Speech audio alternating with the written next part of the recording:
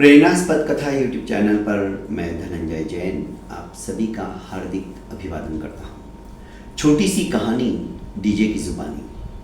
दोस्तों, एक राजा था और राजा को दो जुड़वे राजकुमार हुए। दोनों राजकुमारों का रहन सहन, पहनावा, उनका चेहरा बिल्कुल ट्रू कॉपी थी, जेरॉक्स कॉपी। एक जैसे दिखते थे, एक जैसे कपड़े पहनते थे। जैसे जैसे वे बड़े हुए, राजा को चिंता सताने लगी कि इन दोनों में से राजगद्दी किसे दी जाए। किसी ने सलाह दी कि राज्य को दो विभागों के अंदर विभाजित कर दिया जाए और दोनों को उत्तराधिकारी बनाकर एक एक राज्य दे दिया जाए।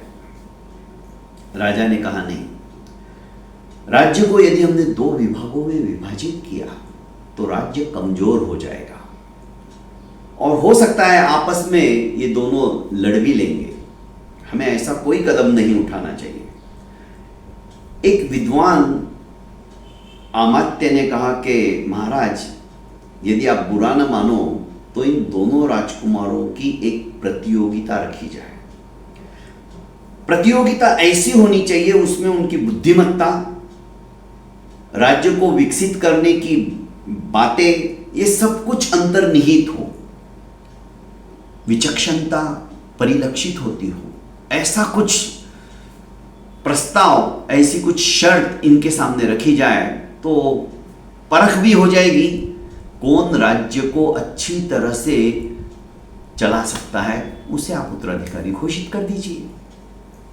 बहुत सोच समय समझकर राजा ने अपने दो जो महल थे उन दोनों महलों की चाबियां देते हुए कहा और साथ साथ उनको 100 स्वर्ण मुद्राएं दे दी और कहा कि तुम दोनों अपने अपने महल को किसी ना किसी वस्तु से भर दो। ये पूरे महल भरे हुए होने चाहिए और जो सही रास्ता अपनाएगा, जो इस शर्त को अच्छी तरह से परिपूर्ण करेगा, उसी का राज्य तिलक भी होगा। दोनों राजकुमार सोचने लगे कि हमें किस तरह से इस महल को भरना है।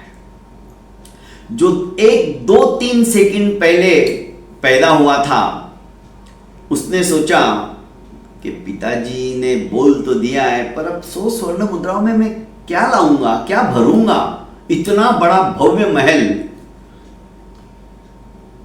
अचानक उसका ध्यान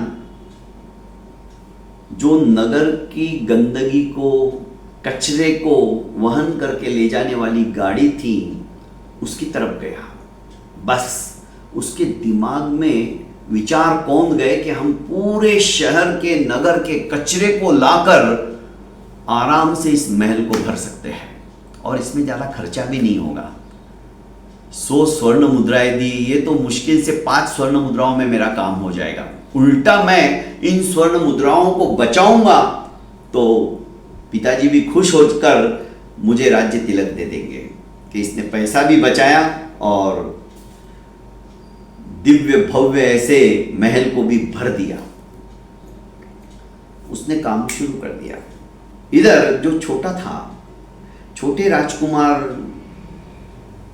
सोचने लगे कि ऐसी क्या वस्तु लाऊं जिससे मैं इस पूरे महल को भर सकता हूं। कुछ भी समझ में नहीं आ रहा था। अंततोगत्वा मंदिर में जाके बैठ गए। महल के अंदर ही छोटा सा मंदिर था। सायंकाल होने का समय आ गया था। शर्त को तीसरे दिन परिपूर्ण करना था, पर बड़े भाई को धीर का, इतना बड़ा महल भरते भरते ही टाइम लग जाएगा।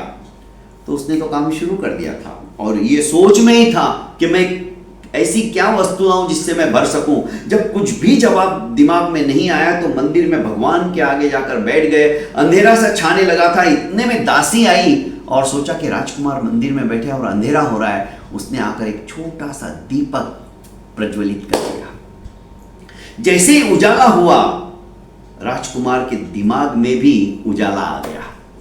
उन्होंने सोच लिया कि बस पूरे महल के अंदर मैं जगह जगह दिए जला दूंगा, प्रकाश से प्रकाशित हो जाएगा, प्रकाश से पूरा महल भर जाएगा। पिताजी ने तो महल भरने को कहा है, प्रकाश से भी तो महल भरा जा सकता है।